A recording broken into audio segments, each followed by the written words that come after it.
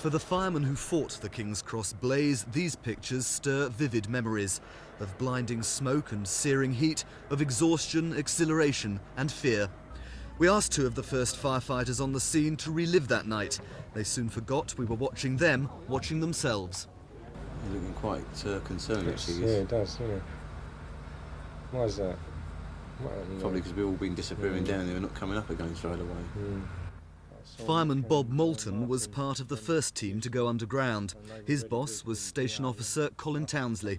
The fire didn't look too bad at first, and the Gov, as Mr Townsley was known, told his men to go back and get their breathing apparatus. As we reached the top of the stairs outside, it suddenly burst out masses of smoke, and you could hear people screaming and things.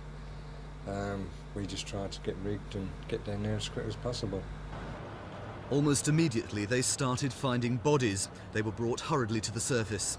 I was crawling down there and he was squirting water at me, and I just happened to touch a helmet, and I pulled myself over to it, shone me light on it because you couldn't see a thing, and realised it was a governor, and it was too hot to stand up, so I crawled on his back and heaved him along to the stairs. Bob and a colleague tried to revive Mr Townsley, but their efforts were in vain. In the knowledge that a respected boss and friend was dead, they had to go back down. We knew that other firemen were missing, and we'd seen Colin. Our main concern was to get down there and see if we could find them. Sub-Officer Vernon Treefry was following a hose back to the surface when his legs crumbled beneath him. And I found myself in a position where I was much closer to the fire than I should have been, quite safely. I'd lost contact with the hose, I'd lost contact with the men I was with, and it sounds silly for me to say it, and I'm embarrassed to say it in a manner, but I felt I was going to die. Eventually, Vernon was rescued by colleagues and whisked off to hospital, as he puts it, more embarrassed than hurt. Both firemen say the fire was the worst they've ever had to deal with, but both insist the experience has not affected them. That they're true professionals was clear as we were watching the pictures, and news came through of a major blaze at a hotel in Bayswater.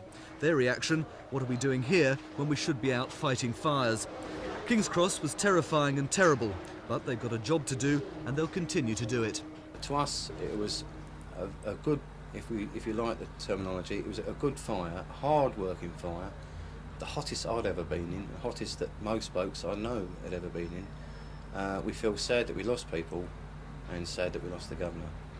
To do the job, you've got to get over things like that. If you were still worry about them, you'd go crazy. You know, you couldn't go into fires afterwards. You've got to try and push it out of your mind. Obviously, I miss Colin. You know, he was not only a work mate but a friend. You know, so you just got to strike that out of your mind.